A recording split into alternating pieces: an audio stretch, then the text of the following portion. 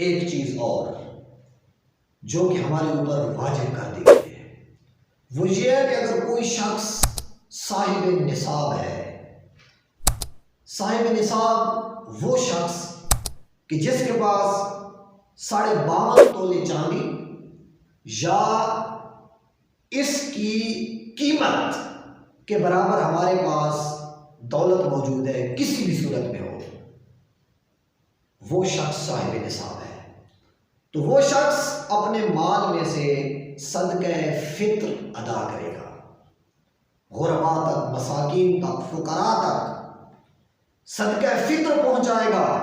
और सदक़े फित्र जो है, आका करीम सल्लल्लाहु अलैहि वसल्लम आपने इरशाद फरमाया, हजरत अब्दुल्ला बिन उमर इस हदीस पाक के रावी हैं, आका करीम ने इरशाद फरमाया कि नमाज ईद के लिए जाने से पहले अपने सदक़ा फित्र अदा कीजिए।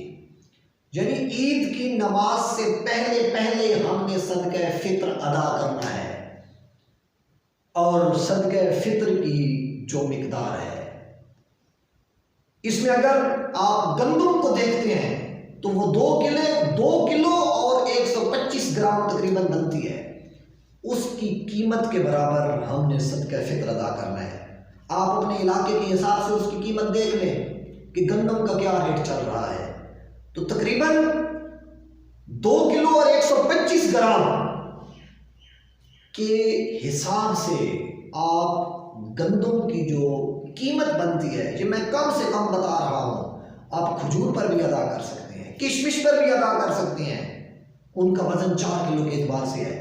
लेकिन कम से कम मैं अगर बात करूं तो ये कम से कम सदक़े फित्र की मिकदार है। इसकी कीमत निकालें, अपने इलाके में उसका रेट देखें कि गंदम का क्या रेट चल रहा है, उस हिसाब से बनाएं। और जो घर का मालिक होगा वो तमाम अपने बच्चों की तरफ से, अपनी फैमिली की तरफ से, अपनी बीवी की तरफ से, अगर उसके घर में एक दिन का भी बच्चा है ना जी, तो उसकी तरफ से भी वो सदक़े फित्र अदा करेगा। तो ऐ लोगों, इस चीज़ पर तवज्जो दो। ये वो हक हैं जो हमने अदा करके जाने हैं। ये वो पैसा है, वो दौलत है जो हमने हकदारों तक पहुंचा के जाना है। अगर नहीं पहुंचाएंगे तो अल्लाह ताला की बारगाह में इसका जवाब देना होगा।